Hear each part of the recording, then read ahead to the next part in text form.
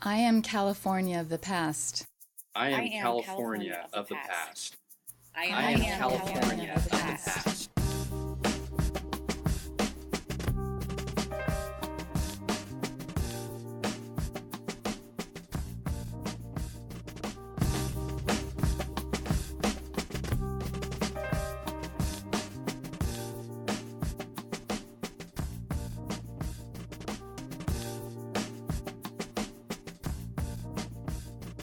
I'm Lavinia Bornor.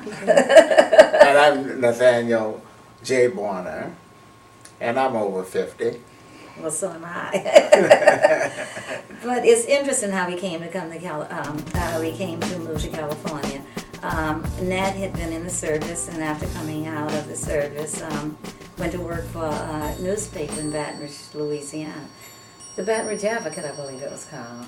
Yeah, yeah, not the bad. Yeah, the news leader, The Baton Rouge news news leader. leader, right. Yeah, that's what it was. And as a result of working there, you and Leslie Bonham, with whom you had been in school at Southern, graduated with, served together as officers in career, and he was the editor, and you two decided to establish a voting school. Voter registration school to help blacks register in the state of Louisiana.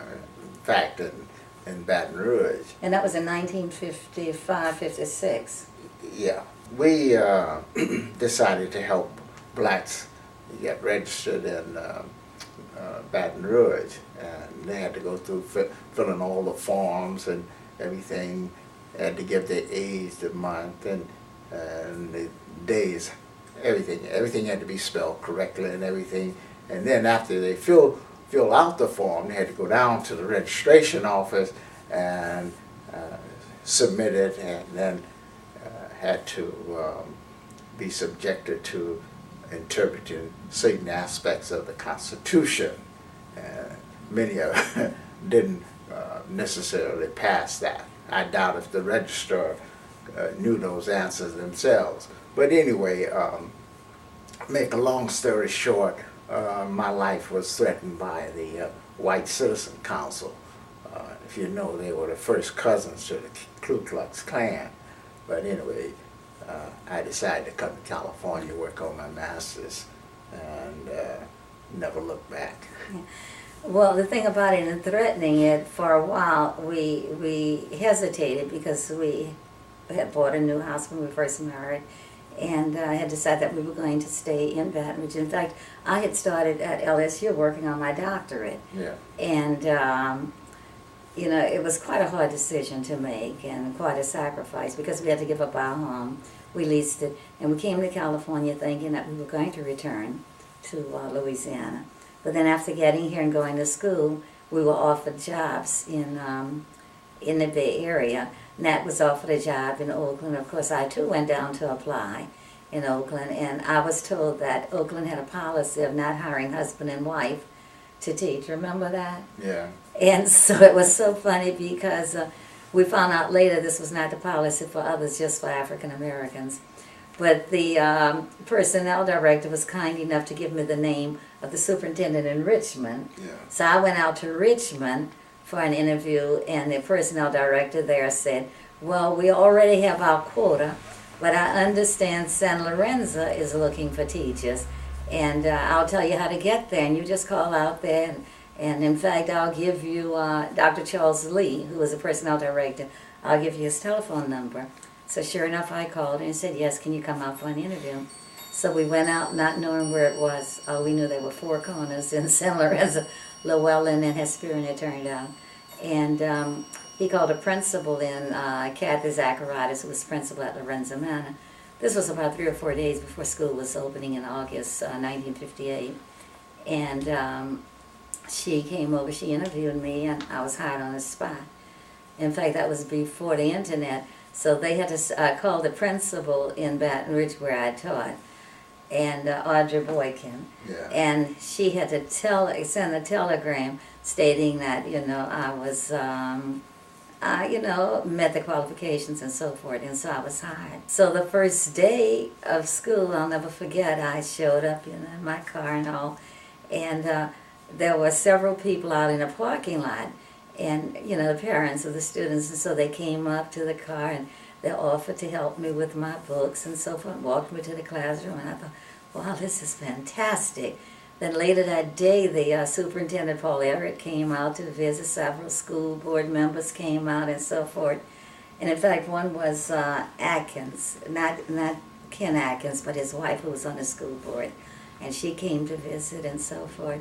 And it was 50 years later that I learned the reason so many parents were there is because I was the first African-American teacher at Lorenzo Manor. And many of the parents, upon hearing about me being hired and me being an African-American, had objected and requested that their children be removed from my classroom.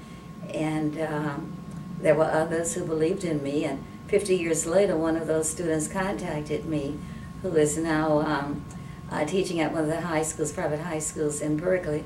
And she related the incident and how her parents felt that they were not going to participate in that kind of racial attitude or what have you. And so, you know, they went to school, and apparently I filled the bill because I ended up staying with San Lorenzo for 34 years, a little over 34 years, and became an administrator, served as a principal there too in San Lorenzo at Carvallis, and then worked in a district office.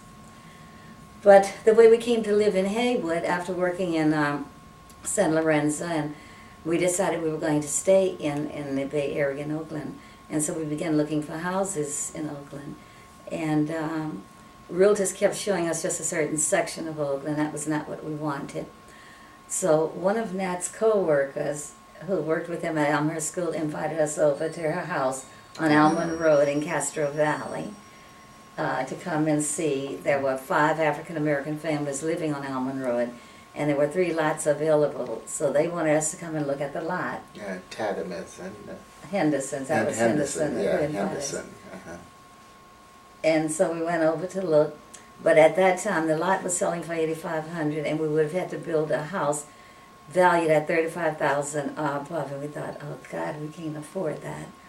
And so later, after that, then we went out to Palmer Sear because we were reading the newspaper, and the newspaper said, new homes for sale, veterans, $99 down, $99 a month. And we thought, this is great because, you know, we had the $99. Yeah, because I had just spent 16 months in Korea, and I said, yeah, well, I've been fighting for this country, fighting for democracy. I should qualify for one of these homes. So the realtor told me, well, I can show it to you, but I can't sell it to you. I said, what do you mean? I just spent my whole, I put my life on the line for this country, and I'm a veteran and everything, you know, but I can't sell it to you. So we moved on, you know, so one of those things, you know. But fortunately, I'm happy we didn't get the house. I mean, that was a blessing. So on our way home, we were driving down Mission Boulevard, and we passed Grove Way, and there was this big sign, Grove Way Realtor. Yeah. And we made a U-turn and came back, and we went in, and the realtor said, yeah, I have some houses up on Kelly Hill. But we'd heard about Kelly Hill, and there had been only negative comments we'd heard. So we said, well, we're not too interested in Kelly Hill. He said, well, this isn't Kelly Hill, it's the Fairview area. And we didn't realize we were that close to Kelly Hill because he drove us up D Street, and so we didn't see it. And so we saw this house on Rafahi Way, and we liked it. 18,500, 3 bedrooms, 2 beds, nice yard, nice view too. Yeah. And so we put a down payment on it. The sellers of that house later told us that there was a petition going around that they were not going to sell to any more African Americans because there was already one living around the corner on Randall Way, and they didn't want to sell to any African Americans after that. But they broke it because they felt, you know, it was the right thing to do. Even though I believe they needed to move, they wanted to move. Over the years, you know, we had other incidents that often reminded us that even though we were American citizens, we did not have all of the privileges. But anyway. But overall, Hayward was a great experience for us. We enjoyed it and the everything. Community especially. The community, and we developed lifelong friends there, and we continue to have those friends, you know, part of our life and everything, and great. I just feel that I have truly been blessed. And someone said, well, what, weren't you ever stressed? And I said, there's that old saying, too blessed to be stressed. So I never ever was stressed. You just dealt with the challenges, you know, you dealt with them, and either you address the challenges, or you learn to cope with them, or you stayed with them to bring about a difference and a change. And because I look at San Lorenzo today, and San Lorenzo currently has an African-American superintendent. I haven't met him, but I know when I became an administrator for San Lorenzo, I was the first African-American administrator. And today there are, you know, African-American principals, other administrators and so forth. And I was given some rough times by some of the principals, and especially when I was the coordinator of special projects, I would have principals tell me to my face, you know, I'm not going to do what you say, I'm going to do it my way. And I would have to remind them that these were categorical programs, and there were specific guidelines, and if they didn't play by the rules, we would be out of compliance. But I also had a very supportive superintendent, Paul Aaron, to whom I could go and let him know some of the difficulties, you know, I was facing, and he was always very supportive. San Lorenzo has done a wonderful turnaround.